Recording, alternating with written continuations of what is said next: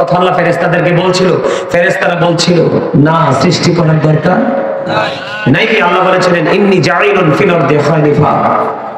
আল্লাহ বলেছিলেন আমাদেরকে কি করবে? খলিফা সৃষ্টি করবে। ফেরেশতারা কইছে না, তারা মারামারি কাটাকাটি করবে, আপনার হুকুম মানবে না।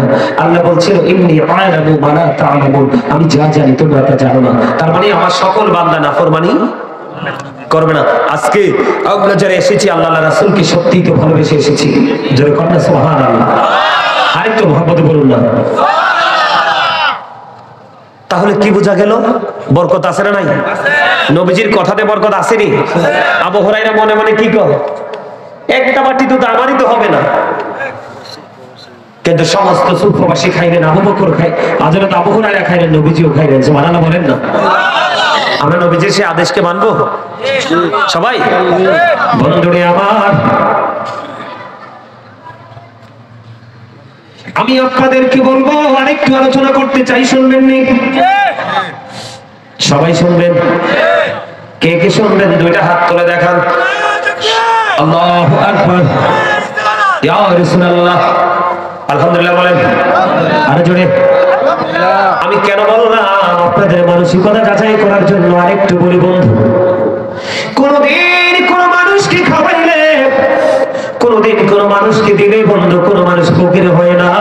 আপনারা দেখেন জীবনের ইতিহাস, পৃথিবীর ইতিহাস খুঁজে দেখেন, যারা মানুষকে খাওয়াইতো তাদের সংসারে আর একটা খাওয়ানোওয়ালাই আসে, খানেওয়ালা আসে না।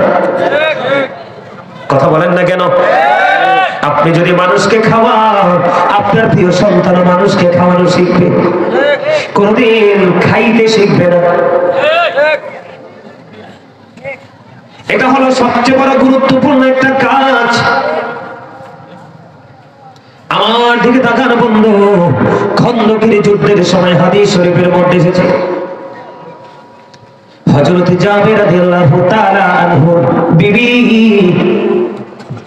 ডাক দিয়ে বললেন, জাবের রাদিয়াল্লাহু তাআলা আনহু কি স্বামী গো, যান খন্দকের ময়দানে আমার রাসূলকে গিয়ে বলে কিছু লোক নিয়ে, কিছু সাহাবী নিয়ে আসতে,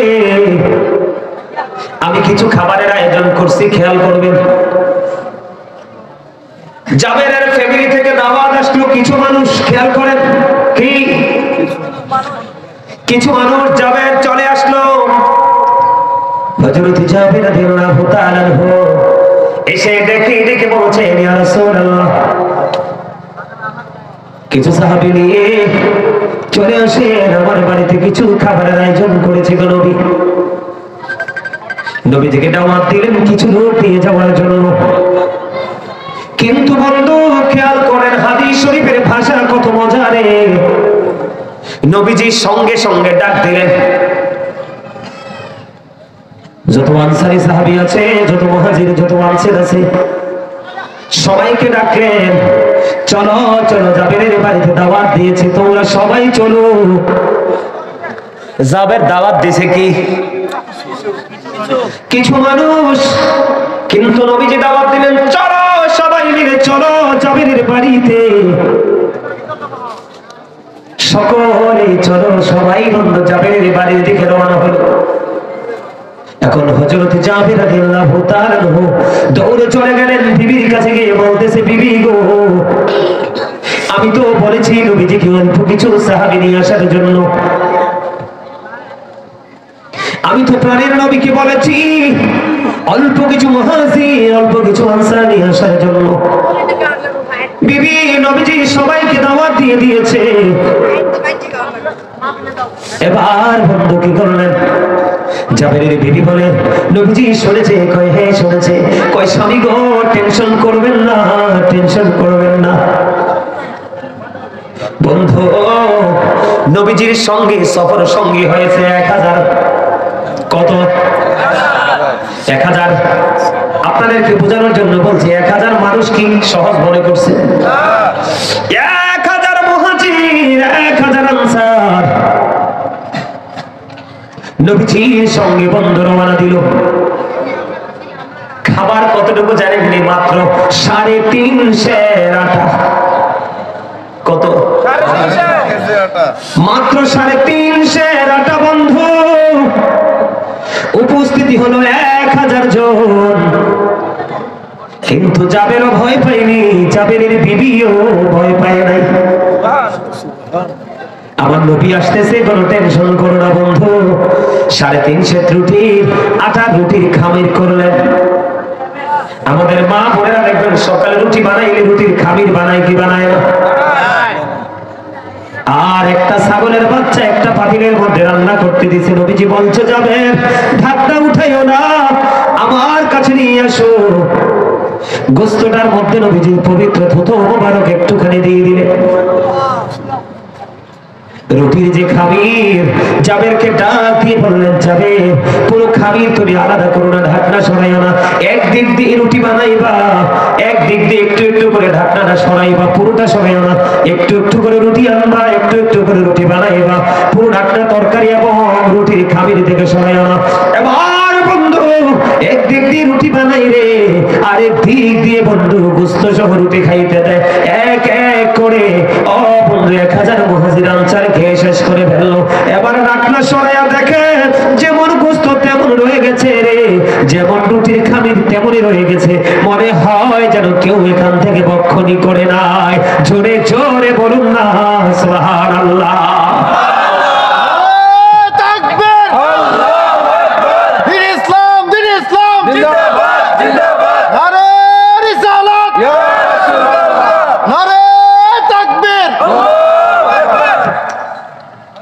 বুঝতে পারছেন না কিছু? নবীজির কি দিয়েছেন? থুতু মোবারকটা উসিলা। নবীজি নিজেই তো রহমত। কথা বলেন না কেন? আপনার আমার নবী কি রহমত না? কিন্তু আপনি আমি কি নবীকে রহমত হিসেবে পাইছি? ওমা, আমি কোন প্রশ্ন করছি আপনারা বোঝেন নাই। নবী আমাদের জন্য রহমত হিসাবে এসেছে, সেই নবীর রহমত আমরা হয়েছি। আমাদের চারপাশে কি রহমত আছে? নাই। বর্তমানে আছে? নাই তো। আপনার জীবনে যতটুকু দরকার এটুকু আছে? উপযুক্ত ছেলে মেয়ে বিয়ে হয় না, গ্রাজুয়েশন করা ছেলে মেয়ে ঘরে চাকরি হয় না। আপনার ঘরে আপনার মাঠে ফসল করেছেন, যেই পরিমাণ পাওয়ার কথা সেই পরিমাণ নাই। সবচেয়ে বড় বিষয় হলো এখন আমাদের দেশের মানুষের অসুস্থতা। রোগের তো শেষ নাই, গ্রাম কোন শহর কোন সব জায়গায়। কথা বলে, কারণ আমরা নবীজির অর্ডার মানি, নবীজির যে নির্দেশ দিক নির্দেশনা আমরা শুনি। দেখবেন একটা ছেলে যখন ক্লাসে যখন উপস্থিত হয়, যেই ছেলেটা ক্লাসের শুরু থেকে শেষ পর্যন্ত টিচারের কথাটা মনে প্রাণে শুনবে, হৃদয় ধারণ করবে, সেই কিন্তু বছর শেষে গোল্ডেনের ক্লাস নিয়ে আসে। আর যে কিন্তু আপনার উদাসীনতার মধ্যে থাকবে, সেই কিন্তু যথাযথ রেজাল্ট নিয়ে আসতে পারে। তার একটা এক্সাম্পল, এখন বর্তমানে যুবক ভাইরা যারা আছো তোমাদেরকে বলছি, তোমরা তো বেশি বেশি মোবাইল চাও। পৃথিবীতে একটা দেশ আছে ইরান, তোমরা সবাই জানো কি জানো না? আমরা সবাই তো জানি। বর্তমানে এই দেশটা, যেই দেশটার নাম ইরান, এটার নাম একটা সময় ছিল পারস্য। এখন যেই দেশের নাম ইরান, এটার নাম একটা সময় ছিল পারস্য। বন্ধু, পারস্যের একজন ডক্টর, একজন চিকিৎসক, তিনি কি করলেন? আরব দেশের মধ্যে পারস্য থেকে চলে আসলেন। 2 বছর পর্যন্ত পারস্যের মধ্যে বন্ধু বিচরণ করলেন। আরব দেশের মধ্যে পারস্য থেকে এসে বিচরণ করলেন। 2 বছর বিচরণ করার পরে ওই আরবের মধ্যে একটা মানুষও অসুস্থ পায় না। 2টা বছর এই আরবে কাটিয়ে দিল ডাক্তার, কোন রোগী পেল না। 2 বছর যখন বন্ধ শেষ হয়ে গেল, এবার কি করলেন? আপনারা আমার প্রাণের নবীর কাছে চলে আসলেন। ইয়া রাসূলুল্লাহ, নবী গো, 2 বছর পর্যন্ত আপনার এই দেশের মধ্যে বিচরণ করলাম, একটা রোগী পাইলাম না চিকিৎসা করার জন্য। ইয়া রাসূলুল্লাহ, কেমন করে সম্ভব? আপনার দেশের এই মানুষগুলোর সুস্থতার পিছনে কারণটা কি? এবার আমার নবীজি বললেন, সুস্থতার কারণ হলো যতক্ষণ না পর্যন্ত আমার দেশের মানুষের পেটে অনেক বেশি খিদা না লাগবে ততক্ষণ খাবার খায় না। যখন খাবার নিয়ে বসে পেটটা ভরার আগেই তারা খাবার ছেড়ে উঠে যায়, যতই সুস্বাদু খাবার হোক। ইয়া রাসূলুল্লাহ, তার মানে কি গো? আমার নবীজি জানিয়ে দিয়েছেন পেটটাকে তিনটা ভাগে ভাগ করো, একটা ভাগ খাবার দিয়ে ফিল আপ করো, আরেকটা ভাগ পানি দিয়ে, আরেকটা ভাগ পুরো খালি রেখে দাও, তাহলে কখনোই তোমাদের কাছে রোগ বিমার আসবে না। আজকে নবীজিকে মানছি না, নবীজির আদর্শকে আমরা খুঁজে পাচ্ছি না, আর পাচ্ছি না বলে আমাদের চারপাশে বন্ধ প্রতিকূলতা। এই পৃথিবীর সব ধরনের মানুষ সুস্থ থাকতে চায়, কেউ চায় না অসুস্থ থাকুক। আমার সর্বশেষ আলোচনা, বন্ধু আর আলোচনা করবো না, এই ঘটনাটা বলে শেষ করে দিব। আল্লাহর হাবিব সরকারে মদিনা রাহমাতাল লিল আলামিন তিনি জানিয়ে দিয়েছে, বিশেষ করে আমার যুবক ভাইদেরকে বলবো, আল্লাহর হাবিব বলেছেন যদি তোমরা সুস্থ থাকতে চাও তাহলে তোমরা বেশি বেশি করে খেজুর খাও। কি খাও? নবীজি বলেছেন যদি সুস্থ থাকতে চাও রে বেশি বেশি করে তোমরা খেজুর খাও। জৈতুনের তেল ইউজ করো, রান্না করো, যেভাবে হোক খাও বা মেসেজ করো। নবীজি জানিয়ে দিয়েছেন বেশি বেশি করে তোমরা জমজমের পানি খাও, বেশি বেশি করে মধু খাও, বেশি বেশি করে কালিজিরা খাও। এখন আপনি আমি মনে মনে ভাবতে পারি বলে হুজুর এই খাবারগুলো তো আমরা খেতে পারবো না, আমরা গরিব মানুষ, মধ্যবিত্ত পরিবারের মানুষ, এই দামি দামি খাবার আমরা কেমন করে খাবো? নবীজি বলে দিয়েছে এইটা যদি করতে না পারো কোনো টেনশন নেই, তবে তোমরা তোমাদের নাগালে যে খাবারগুলো আছে এই খাবারগুলো তোমরা হিসাব নিকেশ করে খাবে। যেমন বাঙালির প্রিয় একটা খাবার হলো গরুর গোশত। কথা বলেন না? গরুর গোশত অথবা বিরিয়ানি যেটাই হোক, মানুষ দেখলে বাঙালির একটু লোভ আসে। নবীজি বলেছে হাদিস শরীফের মধ্যে এসেছে তোমরা গরুর গোশত খাবে কম আর দুধ খাবে বেশি। রোগ হয় গোশতের মধ্যে আর রোগের শিফা হলো দুধের মধ্যে। কারণ দুধ সবুজ ঘাস থেকে দুধ জন্ম হয়, পশুর বাতি আসে, এই জন্য নবীজি বলেছেন বেশি বেশি করে দুধ খাও, গোশত খুবই কম খাও। আমাদের আজকে শিক্ষা নাই বন্ধু, এই জন্য আমাদের সুস্থতাও নাই, চারপাশ আমাদের অন্ধকার।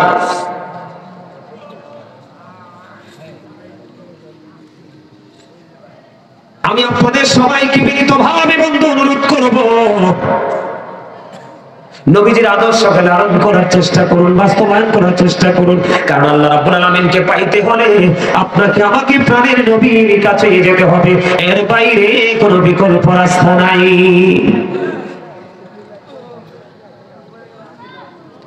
সর্বশেষে বলবো বন্ধু বেশি বেশি করে দরুদ পড়বেন, বেশি বেশি করে জিকির করবেন। আপনি যত বেশি দরুদ পড়বেন নবী আপনার তত কাছে আসবে, যত বেশি বেশি করে জিকির করবেন আল্লাহ আপনার তত কাছাকাছি হবে। আপনি আল্লাহ রাসূলকে রাজি করতে পারলে দুনিয়া এবং আখিরাত উভয় বন্ধু আপনার জন্য নিয়ামত হয়ে যাবে। আল্লাহ আমাদের সবাইকে সেইভাবে চলার তৌফিক দান করুন, সকলে বলুন আমিন। বিশেষ করে মানুষের বদনাম, মানুষের বদনাম করা থেকে আমাদেরকে কি করতে হবে? হেফাজতে থাকতে হবে, নিজেকে হেফাজতে রাখতে হবে, ঠিক কিনা বলেন? আমরা মানুষের কি করবো না। আপনি যদি পৃথিবীতে কোনো মানুষের দোষ গোপন রাখেন আল্লাহ আপনার দোষ কিয়ামতের দিন গোপন রাখবে। সেই মুসলমানই উত্তম মুসলমান যার হাত এবং মুখের ক্ষতি থেকে আরেক মুসলমান নিরাপদ।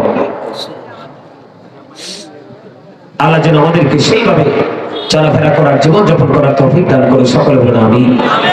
সম্মানিত উপস্থিতি, আজকের মাহফিলটা কামালপুর উত্তরপাড়া সুবিদপুর মরহুম আব্দুল মজিদ মিয়া ও মরহুম আব্দুর রহমান মিয়া এবং কবরবাসীদের রুহের মাগফিরাতের উদ্দেশ্যে আয়োজন করা হয়েছে।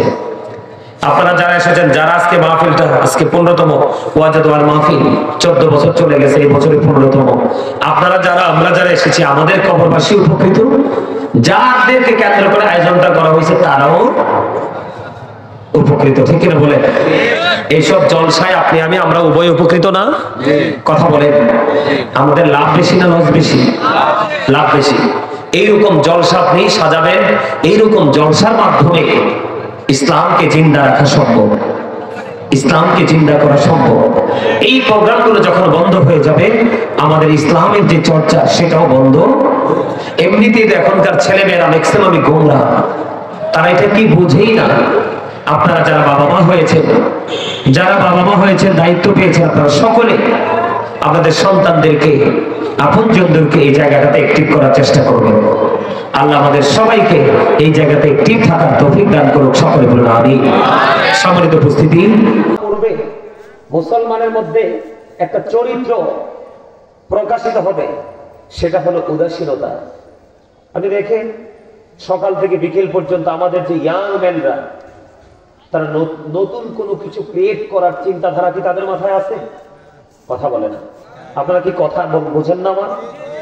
মানে আমাদের যে ছেলেরা, এখনকার প্রজন্মের ইয়াং ছেলে মেয়েরা যারা, তারা কি পৃথিবীর জন্য, নিজের জন্য, নিজের ফিউচারকে ব্রাইটনেস করার জন্য তারা কোনো কিছু কি তৈরি করার, কোনো কিছু সৃষ্টি করার কি মানসিকতা তাদের মধ্যে আছে?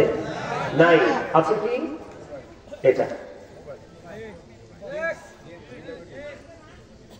এটা কোনো মুসলমানের সৃষ্টি নয়। গতকালকে হুজুরটার নাম জানি না, একজন মুরব্বী, তিনি বলছে টাচ মোবাইল যে চালায় সে যদি বলে আমি কোন উলঙ্গ ছবি দেখি নাই, তাইলে আমি মনে করবো সে মিথ্যাবাদী। হুজুর বলতেছে যেই ব্যক্তি টাচ মোবাইলটা চালায়, অ্যান্ড্রয়েড সেট যে চালায়, সে যদি বলে, নারী বলেন পুরুষ বলেন, কারো উলঙ্গ ছবি আমি দেখিনি, তাইলে সে মিথ্যাবাদী। কতটা গভীরের কথা আপনি খেয়াল করছেন? মুরব্বী, ওনাদের চাইতে আরো মুরব্বী হবে। শুনলাম, সম্মানিত উপস্থিতি, আমি যদি প্রসঙ্গ টেনে কথা বলি তাইলে আমার অনেক সময় লাগবে। আমি একটা বিষয়ের উপর আলোচনা করতে এসেছি আজকে। তবে আপনাদেরকে একটা কথা বলবো, হিন্দু, খ্রিস্টান, বৌদ্ধ, বিশেষ করে আমাদের দেশে বেশিরভাগই হিন্দুদের বসতি, যাই আছে বিধর্মীদের মধ্যে হিন্দুরা, আপনারা দেখেন তাদের পূজা যখন হয় দেখবেন একটাও কিন্তু ঘরে থাকে না। তারা তাদের এই চর্চাটাকে ধারাবাহিকতা ধরে রাখার জন্য দেখবেন ছোট বড় সবাই মিলে কিন্তু তারা এই চর্চাটা করে।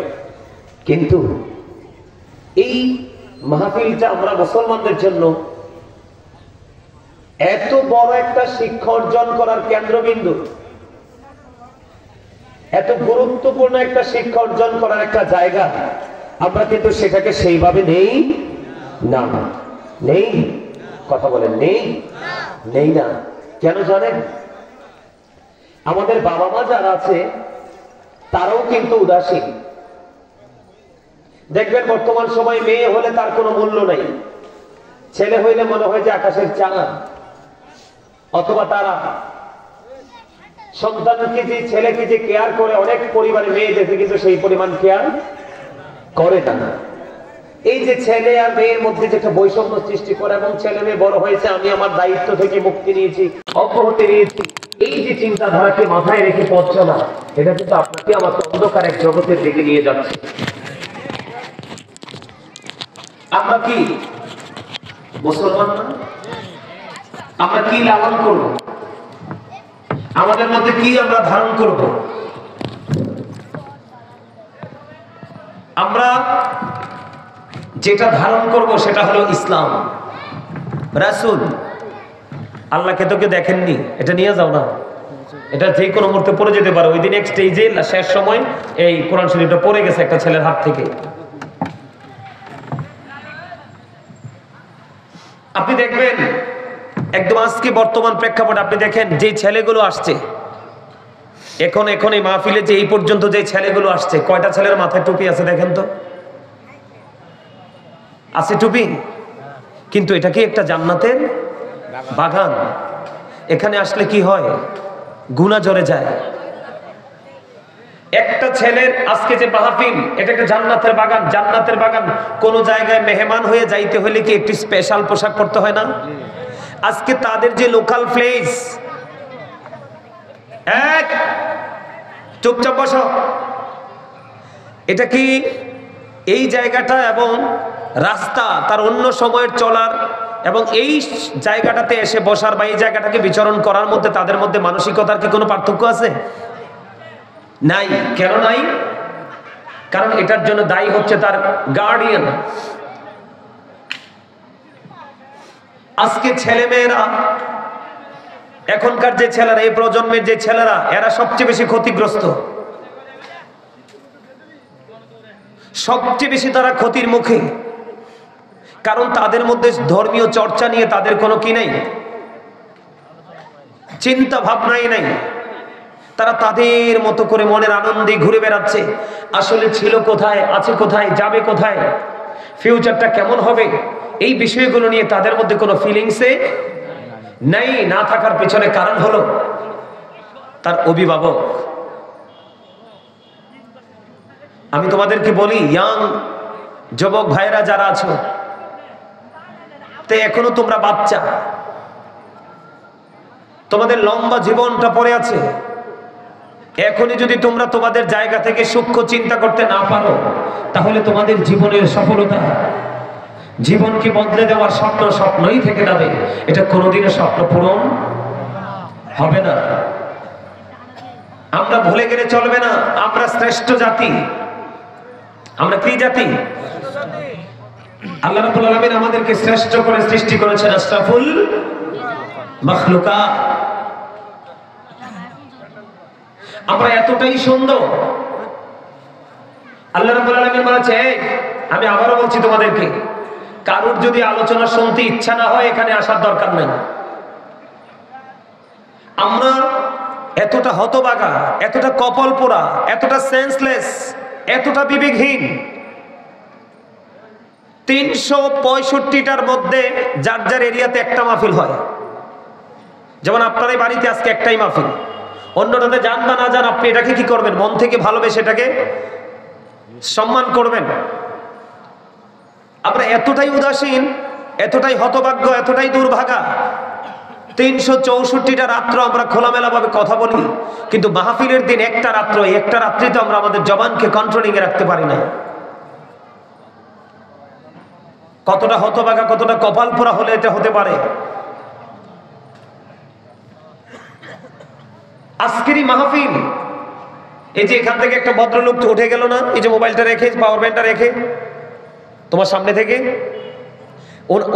ওনার যেই ড্রেস আপটা তুমি দেখছো নি, ওনাকে কি মনে হয় না যে অন্য দিনের চাইতে একটু ডিফিকাল্ট, একটু ব্যতিক্রম? এটা হলো জান্নাতের মেহমানদের জান্নাতের বাগানে আসার যেই নমুনা, এটা হলো ওইটা। মাথায় টুপি, গায়ে পাঞ্জাবি, একটা মুসলমান হিসেবে লম্বা জামা পরা সুন্নাহ। আমি যদি এখন ওয়াজ করি, তোমরা আমার সাথে রাগ করবা। এই যে তোমরা যারা আজকে এখানে জিন্স প্যান্ট পরে এসে বসেছো, এই জিন্স প্যান্ট যে কোরআন হাদিসের দৃষ্টিভঙ্গি থেকে মুসলমানের জন্য নাজায়েজ, অবৈধ, এটা কি তোমরা জানো? জানো না। কারণ জানবে কোত্থেকে?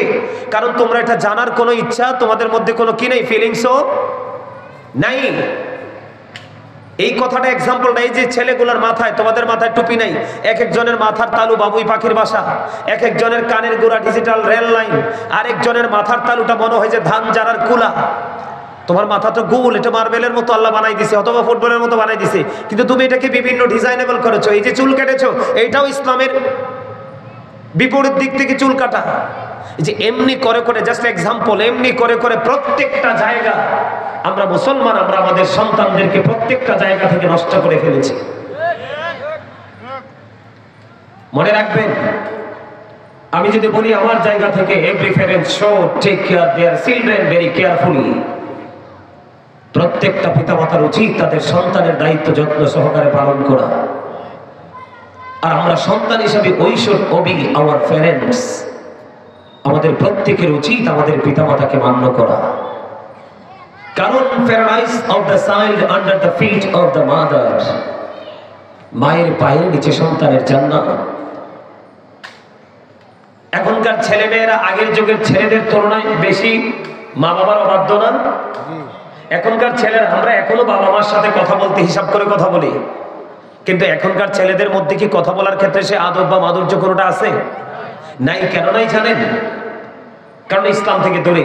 আল্লাহ রাসূল বলেছেন, আদিবু আওলাদাকুম আলা সালাতি খিসালি বিহুব্বি নবিকুম ওয়া হুব্বি আহলি বাইতিহি ওয়া আলা কিরাতিল কুরআন। রাসূল বলেছে তোমরা তোমাদের সন্তানদেরকে তিনটি বিষয় শিক্ষা দাও। প্রথম হলো হুব্বি নবীকুম, teach the love of the prophet. নবীর ভালোবাসা শেখাও, কারণ এই নবীর ভালোবাসার মধ্যেই আল্লাহ পাওয়ার প্রত্যেকটা রাস্তা আছে। সুবহানাল্লাহ। এরপরে বলেছে হুব্বি আহলি বাইতিহি, টিচ ফ্যামিলি লাভ। নবীর পরিবার আহলে বাইতের ভালোবাসা শেখাও, কারণ এই প্রেম, এই ভালোবাসাটা আমরা মুসলমান হিসেবে আমাদের জন্য ফরজ। হুব্বি আহলি বাইতিহি ওয়া আলা কিরাআতিল কুরআন, learn to recite the holy Quran. তোমরা তোমাদের সন্তানদেরকে কোরআন তেলাওয়াত শেখাও, কারণ আল কোরআন the ultimate miracle, the ultimate miracle 19 of the holy Quran. কোরআন শুধু ধর্মগ্রন্থই নয়, প্রাচুর্যপূর্ণ বিজ্ঞানের এক মহা উৎস সাক্ষী বিজ্ঞানময় কোরআন। শুধু এখানে খাদ্য নয়, Allah is all in all, follow his law and light for eternal success. আল্লাহ আমরা মুসলমান হিসেবে আমাদের জন্য দুটি অপশন রেখেছেন। কয়টি? আমি আমার যুবক ভাইদেরকে বলছি, কত দুষ্টামি, কত ফাইজলামি, কত হেলায় হেলায় সময় নষ্ট করো। জীবনে তোমার সময়ের প্রত্যেকটা মিনিট, প্রত্যেকটা সেকেন্ডের সময়ের জবাব আল্লাহর কাছে দিতে হবে। তুমি চাইলেও সেদিন কিছু করতে পারবে না, কারণ আল্লাহ বলেছেন ইন্না বাতশা রাব্বিকা লাশাদীদ। আল্লাহ বলেছেন the seizing of Allah is difficult. আল্লাহ ধর, আল্লাহর পাকড়াও বড় শক্ত, বড় কঠিন। আল্লাহ বান্দাকে খুব শক্ত করে ধরবে। এর মধ্যে যৌবনকালের হিসাবটা খুব কড়াকড়ি ভাবে আল্লাহ নিবে।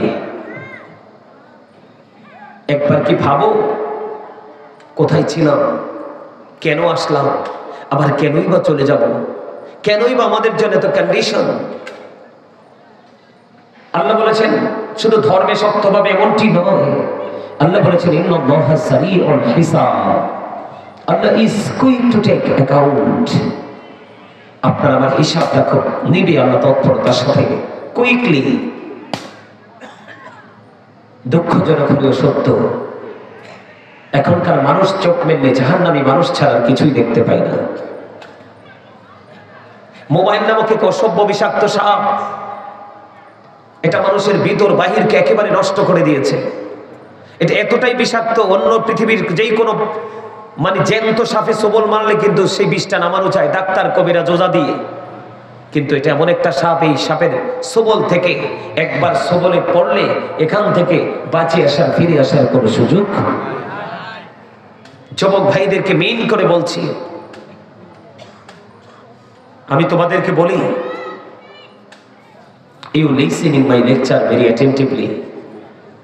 আমার কথাগুলো একটু তোমরা মন দিয়ে শুনবে। Stop your mouth everybody. তোমাদের জবানটা দয়া করে সবাই বন্ধ রাখবে, তাহলে বুঝতে পারবে। তুমি যখন হৃদয় থেকে শুনবে তখন তুমি বুঝতে পারবে এই কথাগুলো কি।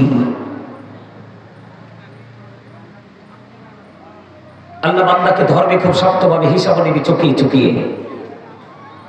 কত দুঃখজনক খবর দেখেন, যদি আপনি যেই কোনো কারণে যদি আপনি কি হয়ে যান, মিস করেন এই জায়গাটাকে, যদি আপনি মিস করেন যেই কোনো কারণে, যেই কোনো ভাবে আপনি মিস করেন, আল্লাহ বলছে সাবধান, লা ইয়ামুতু, people will not die that day. মানুষ সেদিন মরতে পারবে না। আল্লাহ বলেছেন ফিহা ওয়ালা ইয়াহইয়া, people will not be able to love that day. সেদিন মানুষ বাঁচতেও পারবে না। আল্লাহ বলেছেন ওমা হুম আনহাবি গায়িবিন, people will not be able to escape that day. সেদিন মানুষ সেখান থেকে পালাতেও পারবে না। কি করবেন সেদিন? উপায় আছে? জীবনে একটু নিজের বিবেককে প্রশ্ন করুন, নিজের বিবেকের কাঠ ঘরে একটু দাঁড়িয়ে দেখুন। আপনি আপনার জন্য, অন্য কারোর জন্য নয়, আপনি আপনার জন্য কি আপনি জোগাড় করতে পেরেছেন। পৃথিবীতে যেমন বাজার ছাড়া পৃথিবীর সংসার চলে না, জীবন চলে না, পৃথিবীতে যেমন ইনকাম ছাড়া চলা যায় না, ঠিক আপনার ফিউচার